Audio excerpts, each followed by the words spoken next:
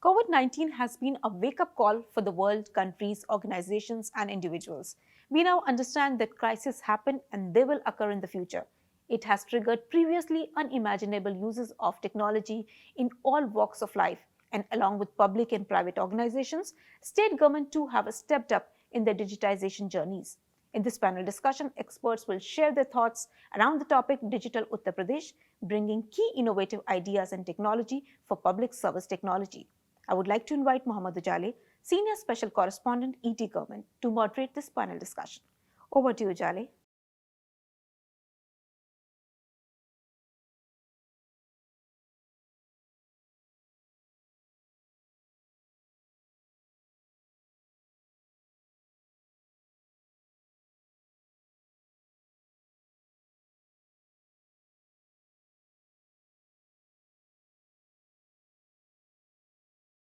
Hello and welcome to ET Government National Governance Virtual Summit. In this special panel discussion focused on digital transformation of Uttar Pradesh, we will try to explore the potential of technology for building resilient digital Bharat, or also as how within Uttar Pradesh various government organization is using technology to mitigate the challenge of pandemic, and over the last 1 year how they have used technology, how they have continued their services.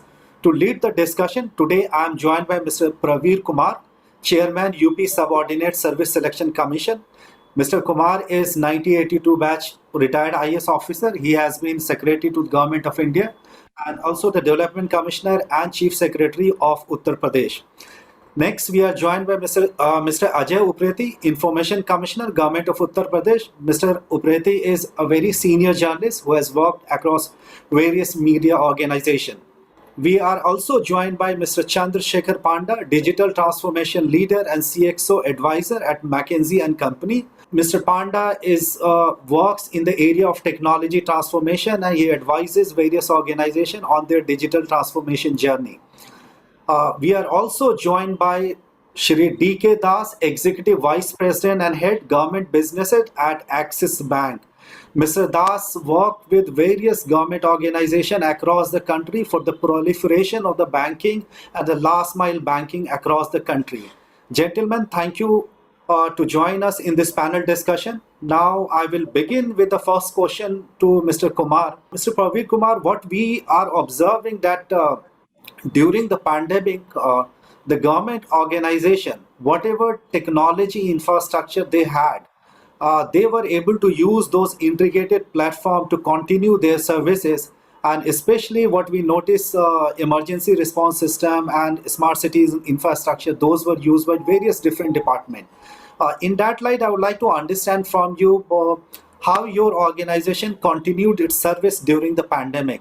Thank you, Jali. I'm very happy to be part of this webinar and share my experiences.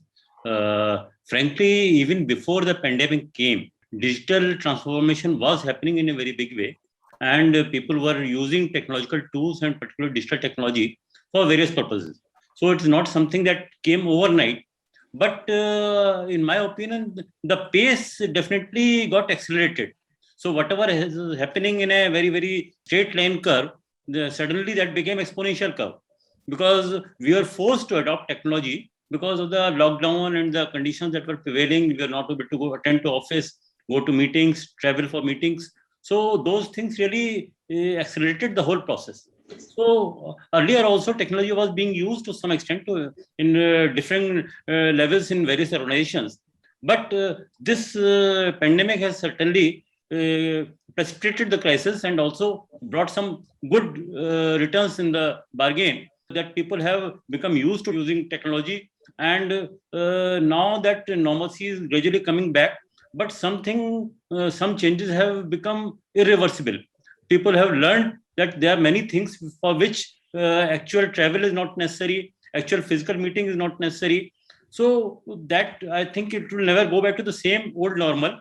It will be a hybrid model. For some things we will actually meet, travel, but for many things, for routine matters, we will stop doing that. So what I see technology as a great enabler and facilitator. And for the past 40 years, I have been public service in various. I have seen the transformation and I have seen the technology evolving. and how the government is adopting it in various phases.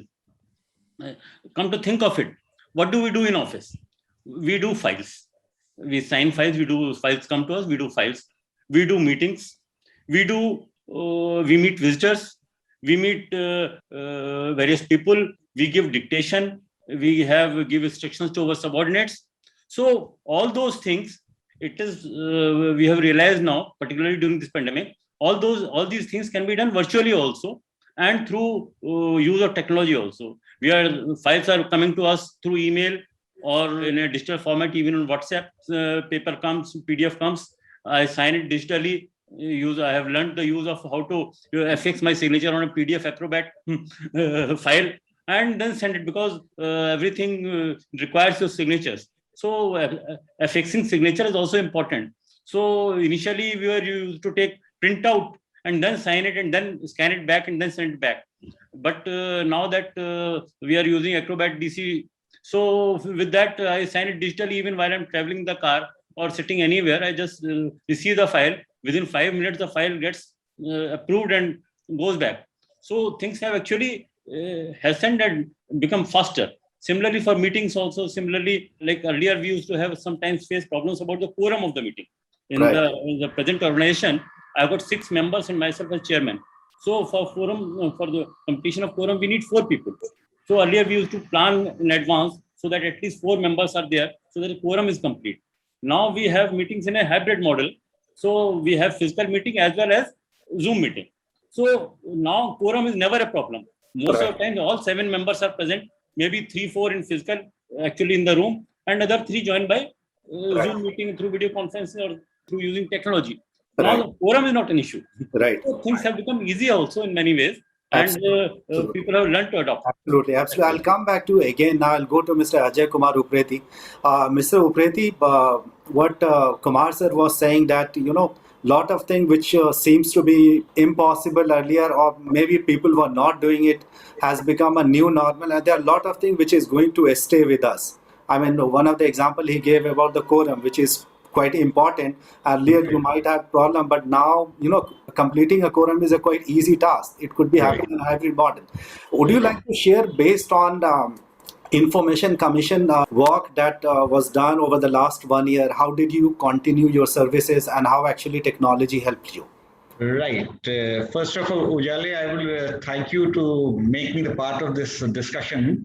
And let me just brief about what I do. I'm heading the court number 6 in the commission, and normally it's a kind of thing, you have 2 parties. One is your appellant and other one is the defendant. One who is asking for the information and others are the government department, basically. They give the information. Say, what has interesting thing has happened during this COVID crisis. First of all, we normally we get a footfall of 100 people. Normally I list 50 cases per day. So 50 appellants and 50 defendants kind of thing. But when the COVID struck, so first thing we did, we reduced the number. If you know the UP, in the rural areas, there are a lot of RTI information applications which come to us. But what had happened then, the things were not getting properly handled, right? Then I decided to throw all the digital things to them, like WhatsApp, talking to them on phone, then opening the emails, then asking them to be on the Zoom, or Telegram or anything. So, and you will be surprised. See, my experience has been in the rural areas, the people are not very much aware of the Zoom and all. They feel slightly uncomfortable. And moreover, there is the issue of connectivity also. Suppose the case has come up and now you will ask him to be on the Zoom and all, he will be somewhere in the field and he'll not get the signal, and ultimately he'll say, sir, nothing is happening. So the WhatsApp, it has been of great use. Everybody is using, and it's very easy to send type 2-3 lines or send whether he has got the information or he hasn't got the information. At the same time, if he is unable to come, then he can say I cannot come and attend the court because of the following reasons. And same way, the government officials, because we had reduced the number of footfalls. Earlier it used to be 50, then I decided since the pandemic is there's a crisis, I tell only 20 people should come. So that would greatly reduce the risk of catching the COVID. Right. So what happened in the government departments also, the people, suddenly I found they became very tech savvy.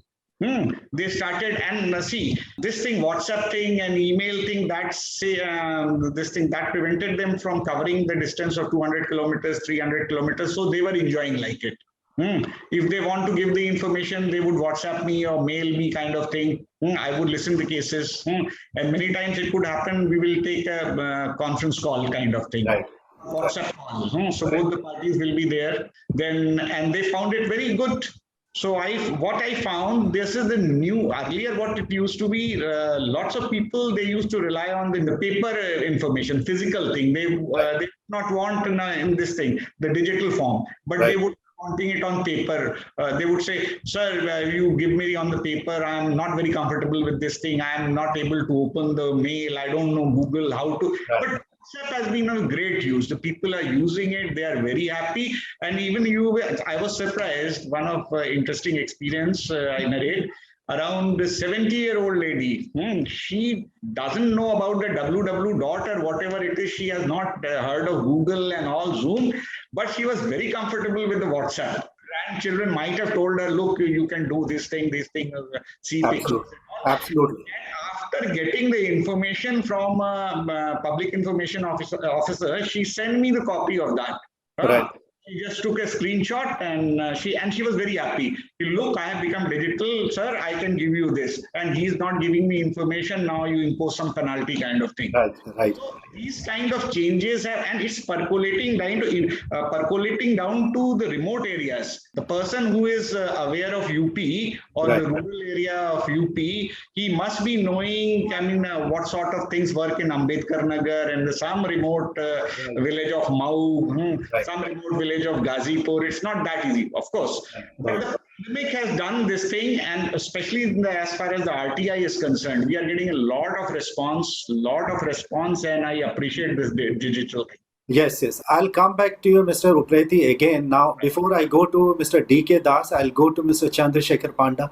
Mr. Panda, you heard two senior government officials stating that, there is a lot of change happening and some changes are going to continue.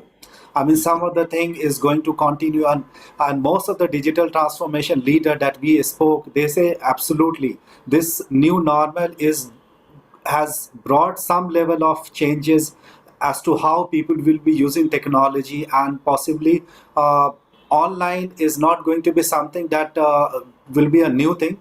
It will be the thing that people will completely abide by.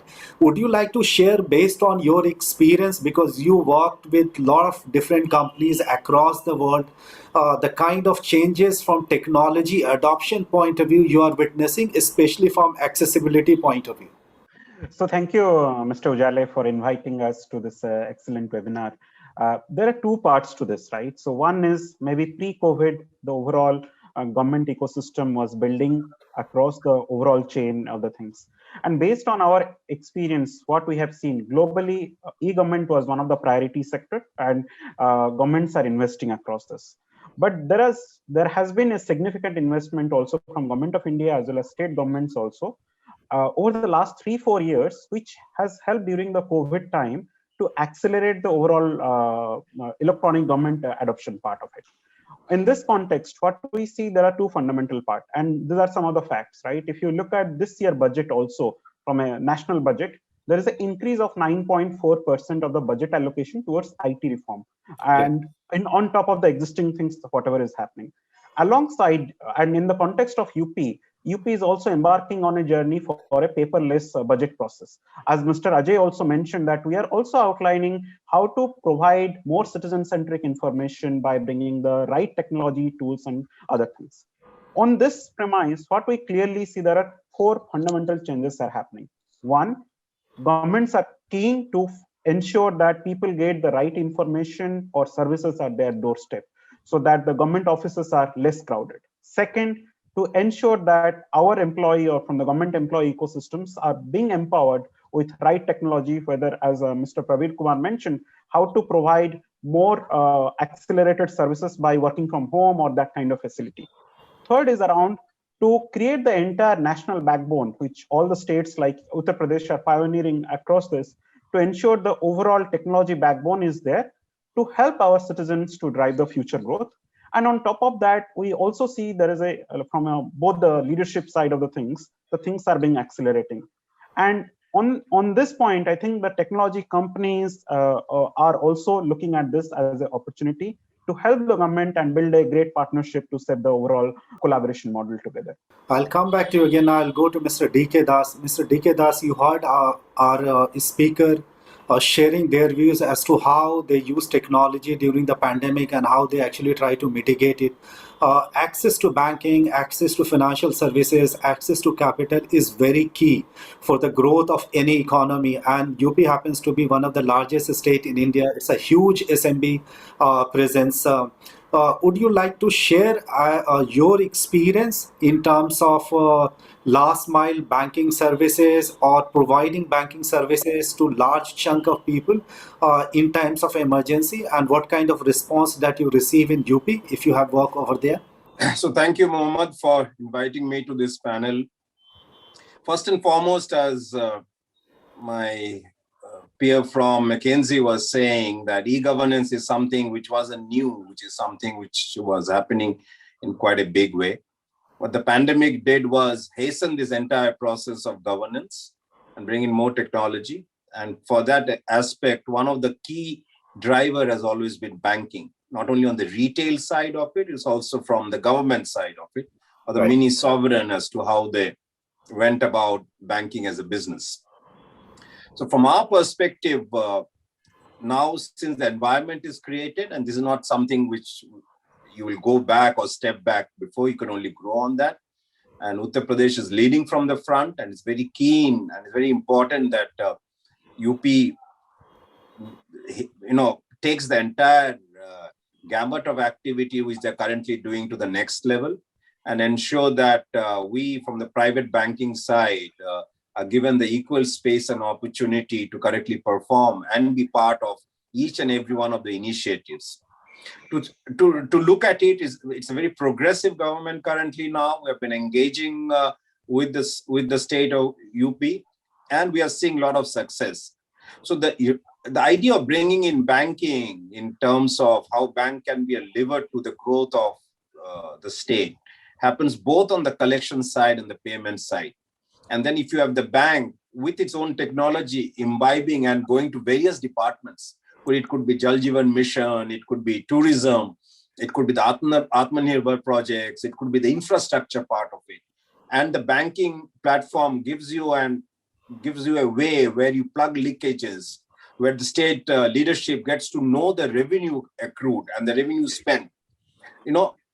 That by itself is a quantum leap forward. So we would constantly urge as we start engaging with UP government is that they open up, in terms of how they want to work with private bank. We have been in the state of UP for a fairly long time. We are present in every nook and corner of that state currently now. And we would like to be a partner and a vehicle to the growth of Uttar Pradesh very clearly. Right. Mr. Das, I'll come back to you again. I'll go to Mr. Kumar. Praveer Kumar, sir, you as a public service officer, you have worked in various government departments. I mean, especially if I look at the technological journey that you had from, as a SEZ head in Gujarat in the DGFT in central government, and then also in Uttar Pradesh when you were heading as a chairman revenue board. And most of these places, there was huge and big technology project were taken. And what as earlier you said that we had some level of technology intervention already happening, and pandemic, what it did actually, it made us compulsory to completely rely on technology, and therefore there has been some level of acceleration over the last year. Based on your experience, I would like to understand from you, whenever a government organization like yours is embarking on a digital transformation journey, what are a couple of things that you feel as a government officer one must ensure before actually adopting any IT infrastructure? Why I'm asking you this, because these days the resiliency has become very important. Whatever you are building, it has to be resilient. It has to be resilient enough to face any calamity, any emergency. Let's say if tomorrow pandemic comes, we should be prepared enough to continue our services. If you could share your view, sir. Thank you, Ujali. Just let me recall a few anecdotes which will make things easier to understand. Like you said, I was posted as Development Commissioner for SEZs in Gujarat. Right. And Gujarat has a very typical kind of geography. And there were nearly 60 SEZs under my charge. And I was sitting sometimes in Ahmedabad, sometimes in Kandla, which is in Kutch. And the SEZs were spread all over. And we used to hold these unit approval committees. And what was happening, because some Gujarat has a typical geography in the sense, if you Ahmedabad, you travel to Kutch, you go in one direction, then again come back, then you have to go to Saurashtra, you go in another direction, come back, then you have to go to South Gujarat, you come back to Ahmedabad, then again you go south, so to South Gujarat. So unit approval committees were not taking place for months together because traveling was such a pain. If you go half a day traveling 300, 400 kilometers, you go there, you stay there overnight, hold 1 hour meeting next day, then come back the next day. So 2 full days are gone for just 1 hour meeting. So what we started doing, we started using Skype, was very popular at that time. I'm talking about 2010, 11. So at that time, not many other technologies were not there, but Skype was very much there. So we used to call the local Ahmedabad-based officer at my office in Ahmedabad, and the local officers at the SEZ level, all the custom people, revenue people, environmental control people, all those people. And we used to have unit approval committee meetings in which we used to approve projects worth thousands of crores at times. Right. And through video conferencing only. And then we used to record the minutes. Okay, these people attended at this end, these people attended at this end, and these are the discussions that took place. And the minutes were circulated and they got approved. So it was possible for me to hold one meeting in the morning with Kandla or Mundra in Kutch, another meeting at 12 o'clock with maybe Pipavav or Jamnagar in around 12 o'clock, and another meeting in Baroda or somewhere at 3 p.m. in the afternoon in South Gujarat. So in one meeting, I could hold 3 unit approval committees, and suddenly things really hastened. All the project approvals which were pending for months together, they were happening because I was holding meeting almost on a quarterly basis, fortnightly basis, or monthly basis. So even at that time, technology made a difference. But similarly, as DGFT, when I was, we were formulating foreign trade policy, one of the best compliment which I think we got as DGFT, one of the exporter who came to our meeting for our interaction, he said, कि साहब अब सबसे अच्छी बात यह है कि पहले आपके ऑफिस में महीने में 4 बार आते थे, अब 4 महीने में भी एक बार नहीं आने की जरूरत पड़ती है, वो भी आपसे मिलने चले आते हैं चाय पीने के लिए, ऐसे आना नहीं पड़ता. So that was, I believe, one of the best compliments I could get. People don't have to by force come to my office for routine works. If they can submit. So we tried to make most of the foreign trade applications processes online. Right. And when the foreign trade policy was announced in 2015, it was really welcomed by the industries, and they appreciated the online and digital part of it, because for many things for which they were roaming here and there and meeting my lower level officers time and again, and things were not moving, now they were able to get it done. So today only, in fact, I was reading that DGFT has come with another initiative, and they have made even the hearings online. Many of the FTDR Act hearings also they have made online. So things are happening, and people are building on what was started earlier. But at the same time, having said that, there are certain things which can be done online and through remotely, but there are certain things which cannot be done. Like if you are having a field office, then you have to, there's no way out there is no escape from site visits or site inspections. Because Right. certainly if you want to see the quality of work which is happening, no amount of the digital technology with video camera, whatever, it may facilitate, but you have to visit the site, you have to see what is happening on the ground, what quality of material is being used, what all is being done. So there is no substitute for field visit, I would Right. still say. But Right. it is possible to do many other things. Similarly, like we are doing in my present assignment, we are expected to hold competitive exams for recruiting candidates for various posts. So those exams really got held up because of the pandemic, because in each and every exam which we hold, the numbers is usually in lakhs only, right from 4-5 lakhs to 10 lakhs, 20 lakhs, 25 lakhs.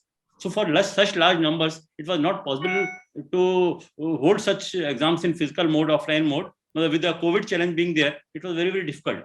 Similarly, like physical exams which are being conducted. Right now, we are conducting physical exams for excise constables. Right. Where they have to do a 400-meter run, then they have to do a cricket ball throw, their physical measurements have to be taken. So naturally, all those things cannot be done remotely. For that, they have to come. Right. Another thing we have to watch out for is the risk, like you said. Whenever we are working in a digital environment and with some technical background, I can say if Iranian nuclear reactors can be hacked, there is nothing in this world which cannot be hacked or cannot be penetrated or damaged. Absolutely. So whatever we do, if we are depending overly and extensively on digital media and digital information, knowledge and data, then we have to somehow make firewalls. We have to preserve, protect our data, keep it in separate sites. So in case of natural calamity or in case of war, in case of any cyber attacks, because the future warfare will be in the form of cyber attacks only. Absolutely. Absolutely. With one virus, a real life virus, crippled the whole economy of the world. Absolutely. Another, maybe a cyber virus, software virus, can do even bigger damages. It can collapse the whole system. The whole system, health system can collapse. The whole security system can collapse. The whole aviation industry can collapse based on one cyber hacking or one virus getting into the wrong place. Right. So we have to be extra careful with the security of our digital infrastructure. And that is of paramount importance because our over dependence on digital technology is also exposing us to a lot of risks. And I think my colleague, Mr. Ashutosh Pandey, if he is there, he would be able to throw more light on this. Right. And recently we held a webinar on conducting computer-based tests for our candidates. Right. So there also my main worry was that only, how to secure our exams and how to make it hacking proof or impersonation proof and how to secure the entire environment and control in such a manner because the stakes are very, very high.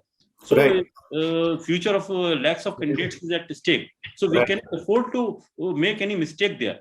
So our systems have to be very, very robust and secure. And not only error proof, but damage and sabotage proof also. Absolutely. I'll come back to you again, Mr. Kumar. Now I'll go to Mr. Ajay Kumar Upreti.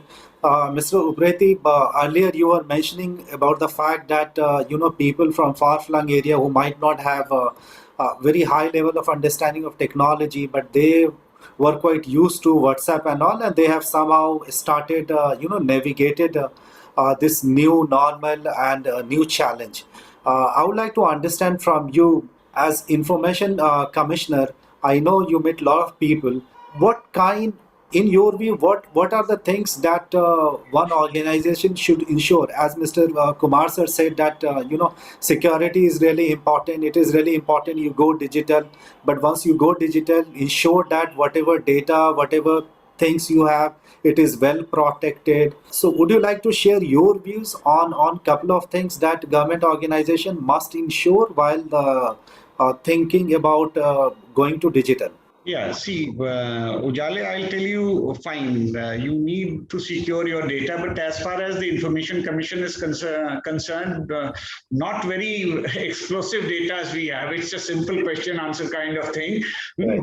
But again, see, sometimes it happens, what happens, I mean, if you are giving something digitally, then what they do, those who have the more knowledge of cyber things and all, they steal it. That's why like, I call it e-stealing kind of thing. We have come across a couple of examples. So then the data needs to be secured. I agree with that. Absolutely. But as far as what I am handling and as far as the commission is concerned here, I mean, there is not much, what I should say, by even they steal data, they will not be able to do much harm. That is the basic thing. But again, I would like to emphasize on the things. This is, you said, we are discussing in the backdrop of the COVID thing. Right. People are relishing it. See, the less they are coming to the government office, the less they are filing from there, or less they are seeking the information electronically, the better they are feeling. And there is a feeling that they want to graduate it to it. Of course, there are slight discomforts also. One who is for the first time handling the mobile or Skype or WhatsApp, slightly he feels uncomfortable. But when we compel them, no, you do it this way because the COVID is spreading, then after 2-3 shots or after 2-3 experiments, he enjoys that. Right. He says, अरे sir उतनी दूर से तो हमको आना ही नहीं पड़ता, अब तो बिल्कुल आप तक पहुंच गया है, और आप भी जवाब जो दे रहे हो, you are replying, I am not getting the reply after 7 days, I am just getting the reply in the jiffy of second. Of course, he has sent me like that, and my reply, here it goes. Absolutely. Absolutely. So what I say, it has got both the aspect, and the advantageous thing is that it is reaching to this strata which really requires it. The strata which have not, they do not have that much of spending power, and they can't, because see, covering a distance of 300 kilometers by bus and going back, that is also expensive for them. Sometimes we come across such applicants and all. If you make him run for the 4-5 times and he shells out 2,000-2,500 rupees, so that's a burden on him or her. So that way, I mean, the technology has been a great help to them, and we have ensured that minimum of this thing, physical thing, and maximum of e-things, you do it, and that way you will feel happy. And moreover, when I joined, I found that the staff, my core staff, was too much into paper. They, for every this thing request, they would come with the 3 papers. Why you are wasting this paper when you have everything? So just I made them to got into that groove, and now they also enjoy sitting with. Suppose I grant leave to some of my steno or someone, he has gone to Lalitpur. Lalitpur is 400 kilometers away from where I'm sitting right now. And again, I need something from him. He remembers the file on his mobile and all, and he'll give me the information. Right. Of course, I had to struggle a bit. Then what I did some. Then I started telling them, "Ki you people go into more electronic mode, and you will feel good and better." They said, "How?" So that what I did, I called it a management therapy kind of thing. First of all, I started celebrating their birthdays. Right. They felt very happy. I gave them the bait. Look, I'll celebrate your birthday and you will give me all the information electronically. I don't want in paper. So they were happy. Then I held a cricket match also. That was an in-house cricket match. They felt very happy with playing with the people, commissioners and all.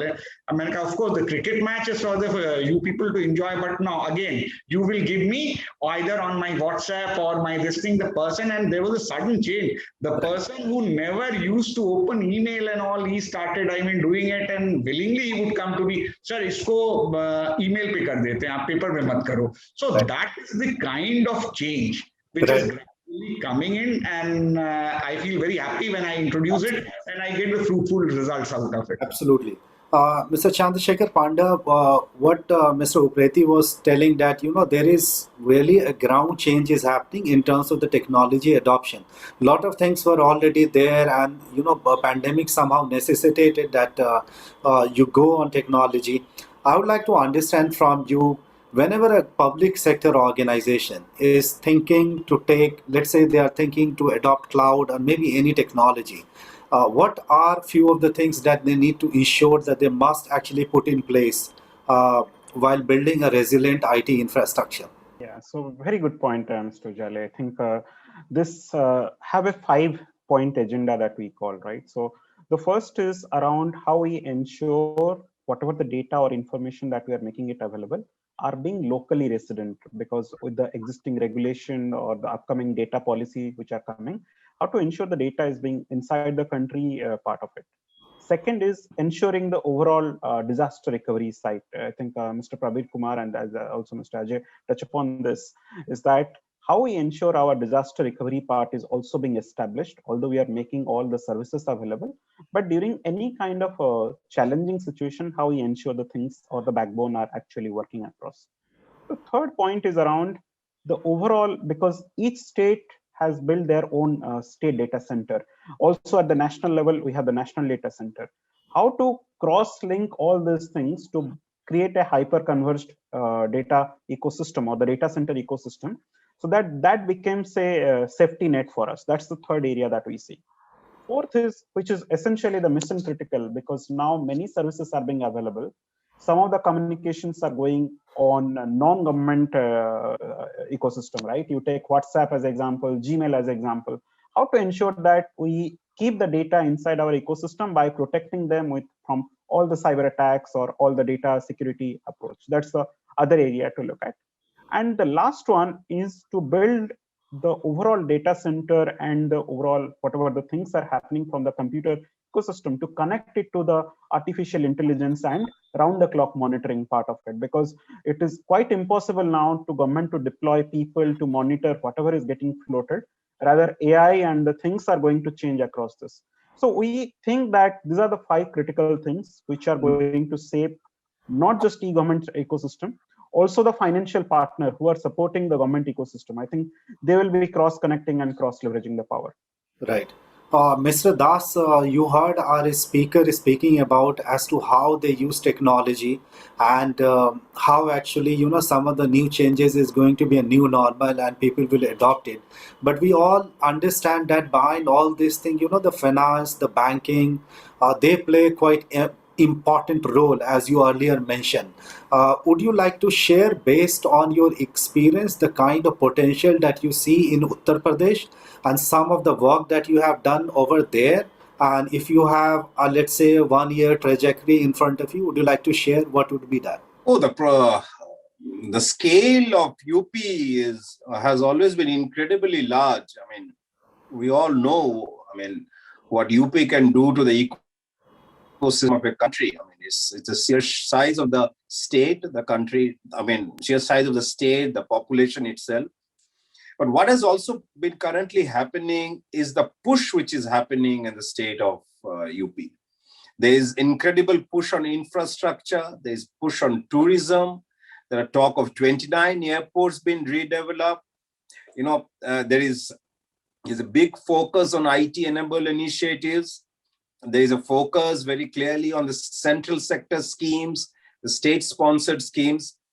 I was in Lucknow about 3-4 weeks back, and you could palpably at the Secretariat in Lucknow see the amount of enthusiasm coming from everybody. I'd met the State Chief Secretary also. So fundamentally, this is where the ecosystem needs to develop. While the banking as a partner is always there, there is the retail side of the banking, and there is the government side of the banking, and there's the institutional banking, and there is corporate banking. So on the government side of the banking, we need to work very closely. UP needs to follow up on very clearly on the lifting of the private banking embargo, which recently just came out from Ministry of Finance, and it has to percolate down. That will only give private banking a space, a fillip to get into completely on both the liability side of the business, the deposit side of the business. And at the same time, while we are there in terms of going about, at least, expressing our desire to go ahead and start funding a lot of things. But at the same time, we could be a partner to a lot of the scheme processes which are there, which typically today we miss out because this embargo was on. And I'm sure going forward, UP will decide about this. There are a lot of IT solutions which we can put in place. And once we are talking of the IT solutions, we're talking of various partners working with whom we can work to put across the IT solutions, so that from a banking side, we are again there to ensure that no pilferage happens. Leakages of revenues are there. From tourism side, we can pitch in. From Jal Jeevan Mission, we can pitch in. On the minor forest, we can pitch in. That we can do an FDMS-based solution for your, for the minor forest, for your Department of Mining. We can bring in a lot of solution, a lot of technology, which finally at the end of the day, we'll only see that we work hand in hand with the state in getting there. UP is a very focused state for us, for all of us here. And then, the onus is on the state government currently now to work with us and then for us to move together hand in hand. Right. Mr. Praveen Kumar, I'll come to you. Sir, if you have to suggest two important things that a government leaders, especially the public sector officer, must keep in mind while they are actually choosing to implement any project, be it the IT project or non-IT project down the line in 1 year. And why I'm asking you, because pandemic has created huge challenge on the scarce resources that we have. So earlier there were a lot of projects that a lot of people were doing, but now because there is some impact on the economy, overall everybody's economy, so there is prioritization happening on the project. So people are trying to choose and pick projects which are really needed and have a high social impact. So if I have to ask you two things that officers must ensure down the line in 1 year while building a resilient infrastructure for Uttar Pradesh. In fact, the one thing which I feel is there are many islands of success. Individual officers do excellent work in their respective department. They do some good work. It gets appreciated, but it doesn't get replicated and it is not scaled up. Right. So those initiatives, many of them don't reach the heights which they are expected to. Right. So one thing I would say is that I always believe that building the systems is very, very important. And the building should be, the system should be such that they should outlast you. Right. Even when you retire or you get transferred from the department, the systems you build should survive and they should be continued to be used by the people, public and your own officials. So whatever system we build, it should be replicable firstly, and it should be also be scalable. So replicability and scalability are very, very important. Absolutely. Like our friend was saying, UP, if it were a country, it would be the 5th largest country in the world. Meaning thereby China, rest of India, America and Indonesia. Only 4 countries are bigger than UP. So whatever we do in UP, it impacts the lives of nearly 25 crore people. That is a very large chunk of humanity. So whatever systems we are building, whatever improvements we are doing, they should be such that they should survive the transfer of retirement of the officer concerned. They should sustain and they should be replicable and scalable. So Absolutely. that is very, very important. And another thing which I said earlier also, having said everything, we do most things digital. I'm a great believer in technology. It facilitates monitoring. It's for a big state, particularly when number crunching is important, when volumes are so large that is manually impossible to monitor manually. So there, the digital technology, use of technology is a must. But at the same time, there is no, like I said earlier, there is no escape from field visits. There is no escape from on-the-site inspection. So that will never lose its place. Like for teaching also we say, regardless of all, in spite of all this online teaching and everything, the teacher-student relationship or the doctor-patient relationship, that cannot be substituted by any digital technology. Absolutely. The same happens, same is true for government department also. If you want to have some quality, if you want to really improve things, there will be no escape from, despite monitoring through digital means or whatever, field visits and field inspections. Right. So it will have to be a hybrid model from Right. now onwards. For many routine things, we should go for use of technology, and even for other things we should use technology. But it will not take away the importance of actual physical inspection or touring. Absolutely. Absolutely. That's my take. Mr. Upreti, would you like to share your views? Mr. Kumar was saying that we need to have an integrated platform. The silo, great thing that we are doing in silos, it must bring to one platform, and different departments should collaborate, should benefit from it. And the importance of physical visit to a site, ensuring cyber security of IT infrastructure will continue and will remain, and possibly will be in the world of a hybrid. Would you like to share your views, the two things that government official must ensure down the line while building a resilient infrastructure? Ujale, since you have warned me to be terse, I will be very terse. I won't consume much time. I absolutely agree with Praveer that you should use the technology. And you should have it in such a way, it should be your people-friendly kind of thing. And you need to create an interest. Only then it will be lasting. Otherwise, if you would give them something very mundane and heavy kind of thing, they will do it for a day or two and then they will vanish. Now I'm coming to the second thing. The officials who are sitting at the positions who can execute the things or get the things executed, they should make it people friendly, and they should use it in a way that the minimum of inconvenience is caused to those who take rounds of the government offices, so for whatever things they want to do. Right. And at the same time, and the officer should not be an armchair kind of person. He should be visiting here and there. So forget about the field visit like a commissioner. I'm not supposed to follow the VIP lift and all. Sometimes I'm supposed to come to take stairs, come from that way. I do it.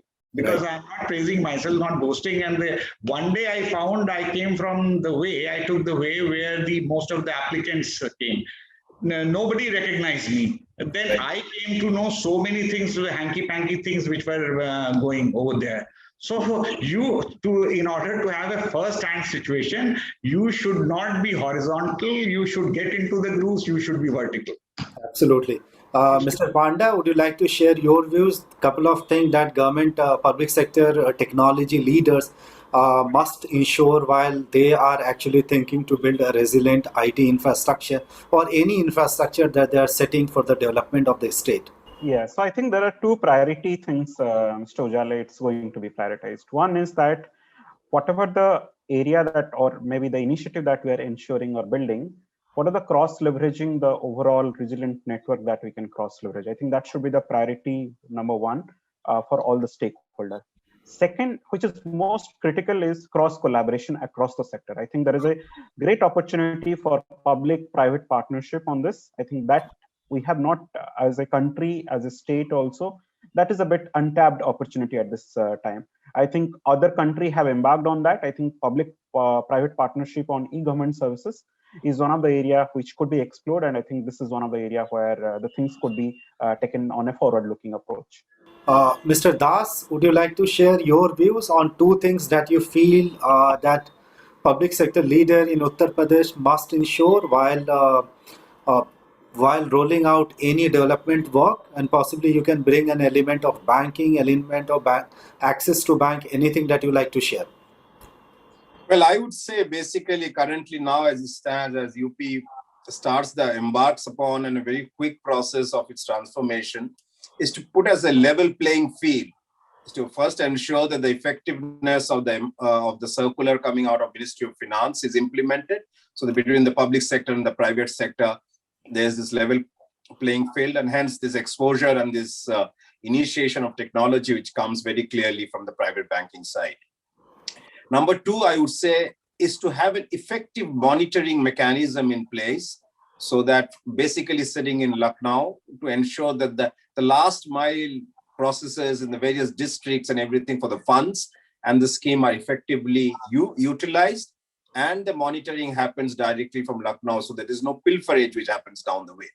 And for that to again happen, it is the establishment to work with bank as a partner to ensure that these two things go hand in hand. So for me, these are basically the two things. One is a level playing field, and one is to ensure that we have very clear-cut, effective monitoring mechanism of all scheme-related funds starting directly from Lucknow. And for both two things to happen, we should have a very strong banking processes and banking partner in place. And that's where we from Axis would like to be very strongly positioned for the state of Uttar Pradesh. With this, we come to the conclusion of this panel discussion on digital transformation of Uttar Pradesh. Mr. Praveer Kumar, Chairman, UP Subordinate Service Selection Commissioner, Mr. Ajay Upreti, Information Commissioner, Government of Uttar Pradesh, Mr. Ashutosh Pandey, ADGP UP Police, Mr. Chandrasekhar Panda, Digital Transformation Leader and CXO Advisor from McKinsey & Company, and Mr. D.K. Das, Executive Vice President and Head Government Business Head at Axis Bank.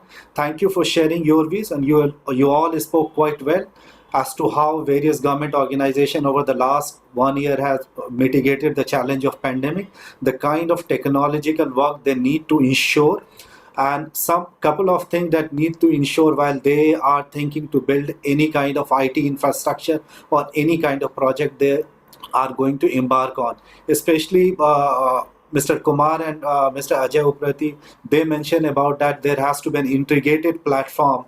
And Mr. Das mentioned about it has to be you are leveraging field, equal leveraging field, and some of the guidelines which is coming from Ministry of Finance must be implemented across all the state. And Mr. Chandrasekhar Pandey, you mentioned about one of the potential of public-private partnership and how actually a state could benefit by leveraging the quality, the robustness, and efficiency of private sector with lot of knowledge and know-how and administrative skills of the government organization. So thank you so much for being such a wonderful panelist and sharing your views. On behalf of ET government, I once again thank you. Thank you so much. Thank you so much, Ujale. Thank you. Thank you everyone for sharing innovative ideas and technology for public service technology. Stay tuned and keep sharing words about this summit on social media using the hashtag ETNGPS.